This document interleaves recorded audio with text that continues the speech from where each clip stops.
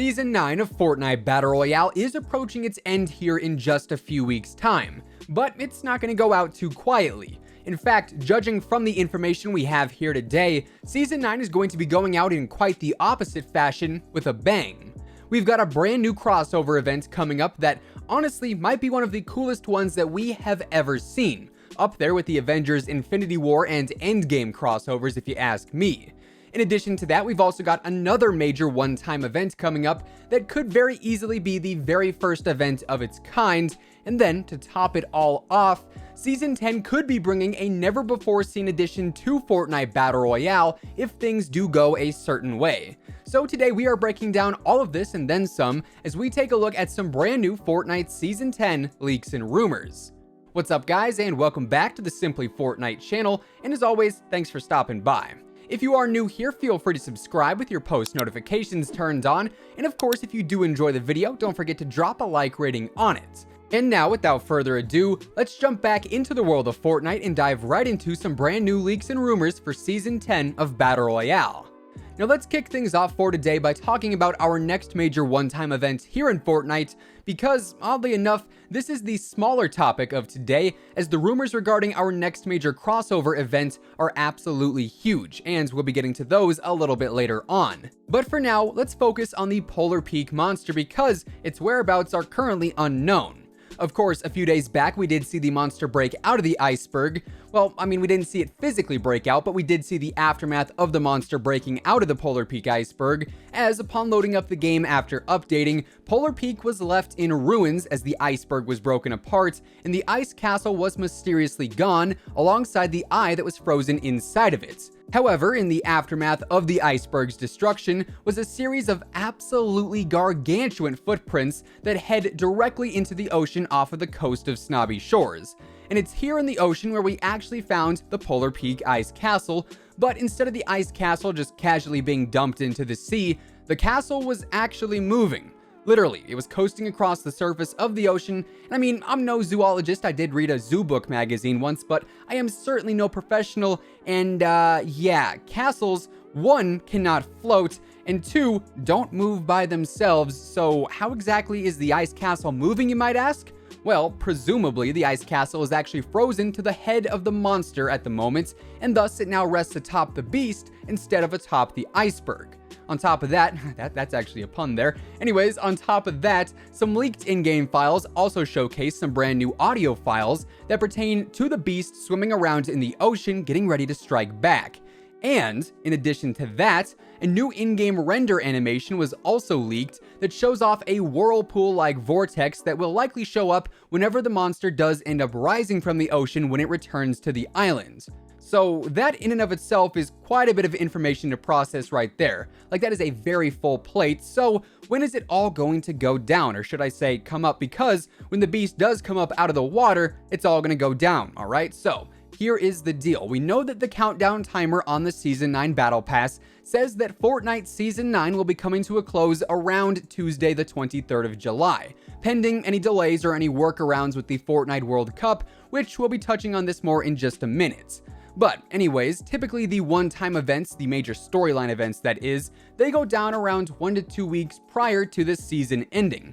So I would say in about a month from right now, maybe a little bit less, we'll see the Fortnite Iceberg monster reveal itself to the world. And that is the absolute latest date, by the way. This could very easily all unfold sooner than that. But typically Epic Games and Donald Mustard in specific do mention and tease when the events are going to start with an exact time and date, and of course when that does happen we'll be sure to let you guys know. Now, as I just briefly alluded to, Season 9 of Battle Royale is wrapping up here in just a few weeks, as the official countdown timer on the Battle Pass screen says that Season 9 will be wrapping up on Tuesday, July 23rd, meaning technically Wednesday, July 24th is when Season 10 will go live. Now, we have touched on this a bit in the past, so I will keep it brief. Either Season 10 will in fact go live on Wednesday, July 24th, in order to give those Fortnite World Cup finalists an extra day or so to get used to the brand new map, or the launch of Season 10 will actually be delayed by a bit and instead launch on Thursday, August 1st. Now, if that second option does end up happening and the Season 10 launch is pushed back until after the World Cup finals, we actually have two rumors in particular that could end up coming to fruition if things pan out as planned.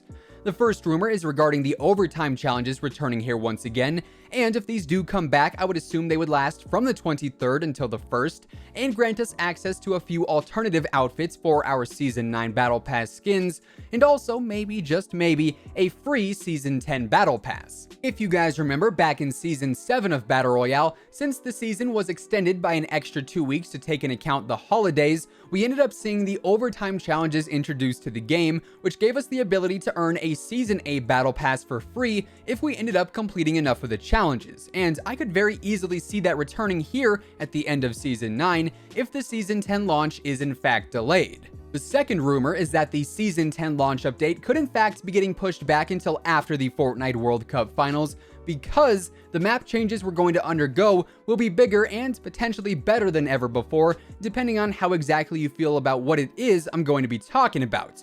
And we're talking about a brand new map, baby, an entirely new island to play on, courtesy of the Season 10 update. I mean, hear me out here. The Fortnite Island has been our sole place of activity for 9 seasons now, and it has evolved a ton over that time. But at what point does the island become unusable? At what point has everything been altered to the point of no return? Eventually, we are going to reach that point, and that time could very well come when Season 10 goes live.